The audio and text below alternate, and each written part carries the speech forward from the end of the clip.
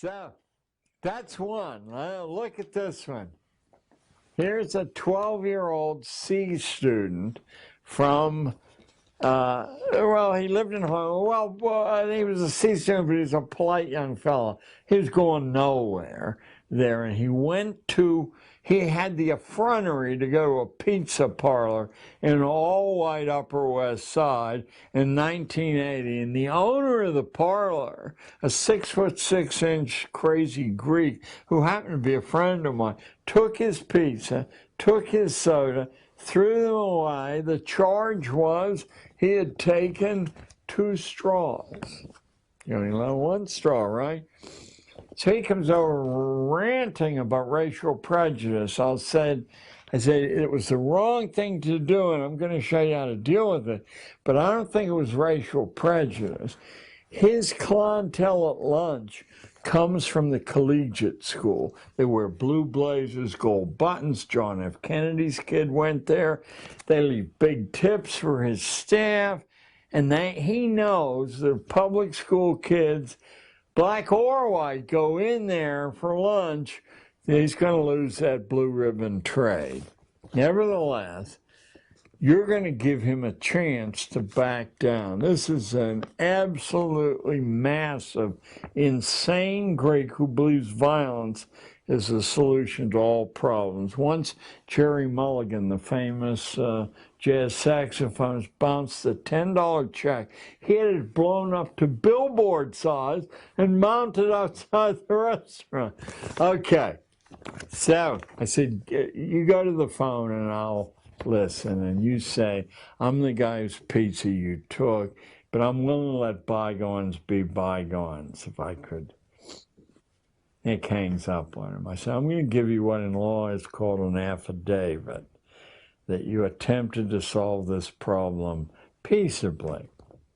Now, I said, you want to go over there in person tomorrow, and I'll provide a long-distance witness, and you want to say, look, it's just a slice of pizza. Give me my slice of pizza back. But Nick had the bid between out the kid goes.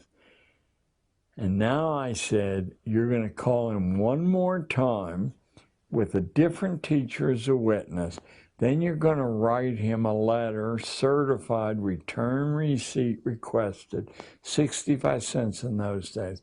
And now you have 4 pieces of evidence to provide to the court.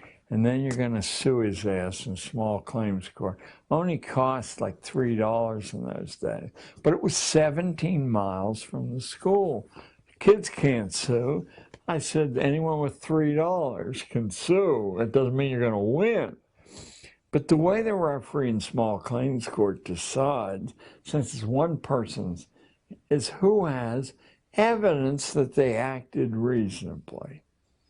And you will have 4 pieces of evidence, and this guy will be steam coming out of his ears.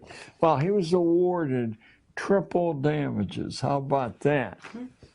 Now, what do you suppose the small claims court referee said when he got home that night to his friend? You're not going to believe what I just adjudicated. So beginning about 4 days later, we get a call from the Brooklyn College Law School.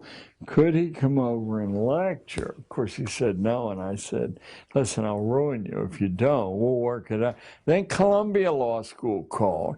Then we got daily calls from judges to take him out to lunch, because isn't this a symbol that the system really? Okay.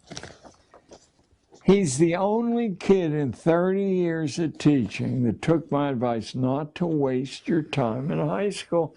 I said, any number of very good colleges will take you in at the end of your sophomore year if you provide the documentation. You're ready.